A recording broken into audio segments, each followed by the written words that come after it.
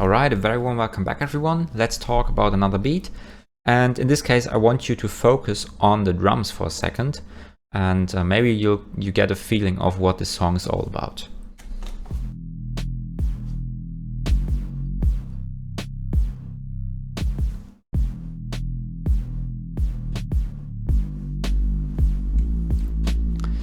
So from the first 4 bars alone, you can probably hear that it makes you feel a little bit uneasy. And this is mainly because the kick drum and the snare are not playing on grid, and we have this very distorted, or let's say very this bass which has very much chorus on there.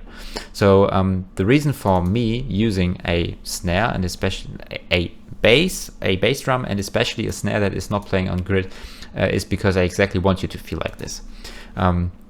I want you to feel uneasy with this song because it doesn't get really home in a sense that it sounds well put together, but it's actually the purpose of the song is actually to make you feel a little bit uncomfortable.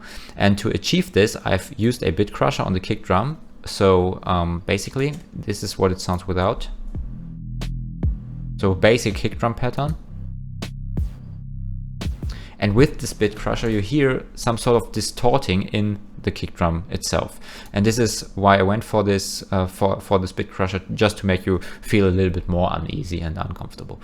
For the bass, I already mentioned that we have chorus on there. And if you look at this is mixed quite extensively. And we also have some very extreme settings here. So, and if I'm just removing the chorus here, you hear that the bass is getting tamed pretty well.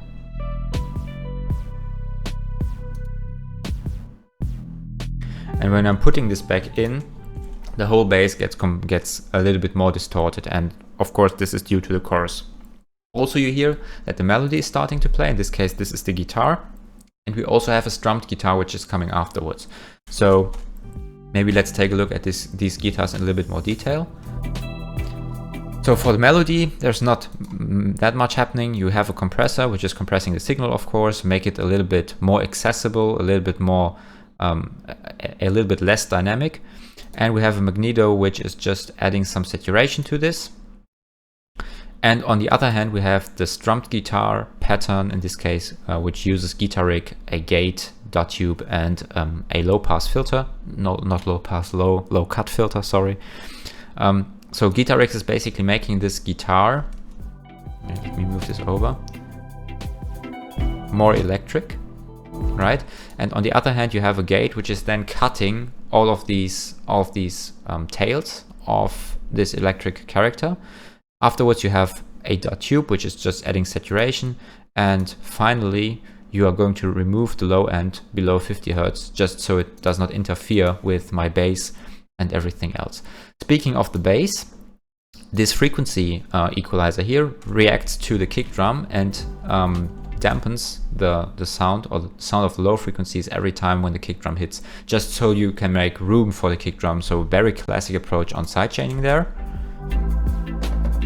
You also have the pad loop, which is in this case again making you feel uncomfortable because there are some high frequencies in there. It doesn't sound very it sounds a little bit nasty, and this is exactly what I wanted to go for in this song. At the same time, you have hi-hats and shaker, which are completely out of focus again, compared to the kick drum and the snare. The only thing that seems to match here is the guitar, in fact, and everything else is just moving all over the place. And this is what makes the song so dirty, so uncomfortable. Here we have another rise and hit, just to set some accents.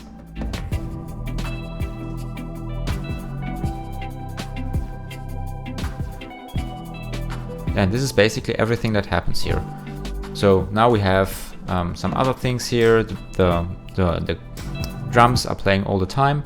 You also have a little bridge here where the bass is completely gone and the guitar pattern is gone, but everything else is playing.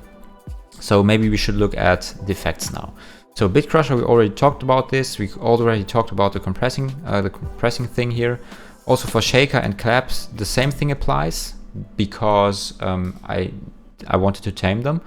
For the reverse symbol, this should be as bright as possible, as wide as possible also, and this is why I chose a stereo enhancer, but not with very extreme settings, but only make this a little bit wider, just so you are not overwhelmed. Because the problem with these stereo enhancers is always, if you listen to the song afterwards on, let's say, surround systems, 5.1, 7.1, whatever you have, these stereo enhancers, and especially the interpolation that these 5.1 systems do, will make you hear the sound from everywhere, like also from behind, and this is exactly what I don't want to have. So I just want to have some sort of stereo widening, but not as much that I would be overwhelmed on surround systems. Then we have the obligatory reverb again.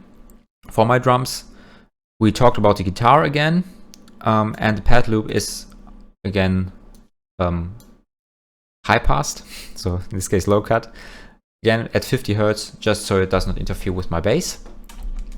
And we also have a delay, which is used for tracks like the hi-hat and the shaker. And this is why, so this mono delay is exactly the reason why these hi-hats and shakers are completely all over the place, because they are delayed, they are played again, and when they are played again, the hi-hat, so that the next thing where the hi-hat plays has already started. So you have an interpolation of this hi-hat pattern that is going on and on and on, and the delay that is playing too.